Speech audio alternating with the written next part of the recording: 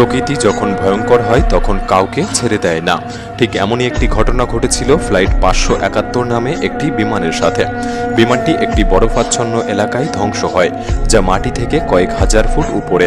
এর মধ্যে যে যাত্রীরা জীবিত ছিল তাদের বেঁচে থাকার একমাত্র উপায় ছিল নিজের পরিবার বা বন্ধুদের মাংস চিড়ে খাওয়া।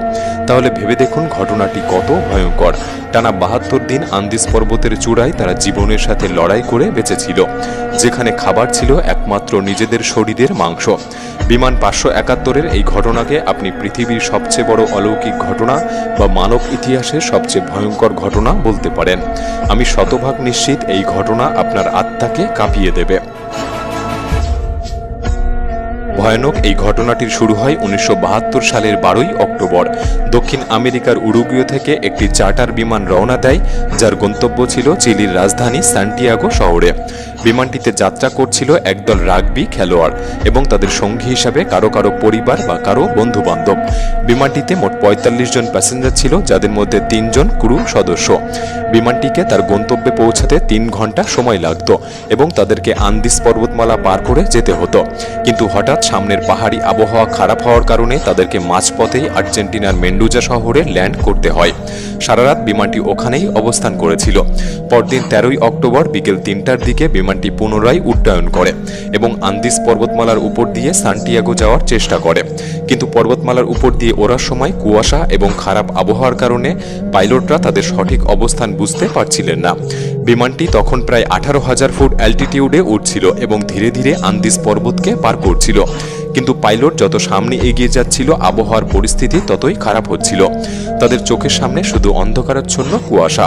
এই সময় যদি আবহাওয়া ভালো হতো তাহলে পাইলটরা আশেপাশের এলাকাকে বুঝতে পারত এবং অনুমান করতে পারত তারা কোথা দিয়ে যাচ্ছে, কিন্তু তারা বিমানের ইনস্ট্রুমেন্টগুলি ছাড়া সামনের কিছু দেখতে পাচ্ছিল না।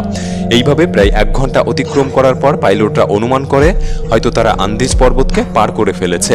তাই তারা সান্টিয়াগো এয়ারপোর্টের 8TC-তে যোগাযোগ করে এবং ল্যান্ড করার অনুমতি চায়।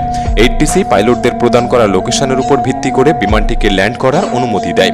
3:21 বিমানের পাইলট উচ্চতাকে ধীরে ধীরে কম করতে থাকে, কিন্তু যখনই বিমানটি নিচে আসতে শুরু করে পাইলটরা বুঝতে পারে তখনও বিমান আন্দিজ পর্বতকে পার করতে পারেনি এবং সামনে বিশাল উঁচু পর্বতের চূড়া। এমন সময় পাইলট বিমানের অ্যালটিটিউড বাড়াতে থাকে, কিন্তু সময় ইতিমধ্যেই অনেকটাই পার হয়ে গিয়েছে। বিমানের অ্যালটিটিউড যথেষ্ট বেড়ে যাওয়ার আগেই বিমানের পেছনের অংশ আন্দিজ পর্বতের একটি বরফে ঢাকা শৃঙ্গে আঘাত করে এবং পেছনের অংশ বিমান থেকে বিচ্ছিন্ন হয়ে যায়। বিমানের পেছনের অংশ ভেঙে যাওয়ার সাথে সাথে 3 জন যাত্রী ঝড়ের গতিতে আন্দিজ পর্বতে উধাও হয়ে যায়। এই সংঘর্ষে বিমানের একটি ডানাও ভেঙে গিয়েছিল, যে কারণে বিমানটি তার ব্যালেন্স হারিয়ে ফেলে এবং পাহাড়ের অন্য এক প্রান্তে আঘাত লেগে দ্বিতীয় ডানাও ভেঙে যায়। এমন অবস্থায় ডানাবিহীন যন্ত্রটি বাকি যাত্রী নিয়ে 350 কিলোমিটার গতিতে নিচের পাহাড়ি বরফে এসে ধাক্কা খায় এবং বিমানটি ছিন্ন ভিন্ন অবস্থায় অবশেষে স্থির হয়। পাইলট ওই স্থানে মৃত্যুবরণ করে এবং মোট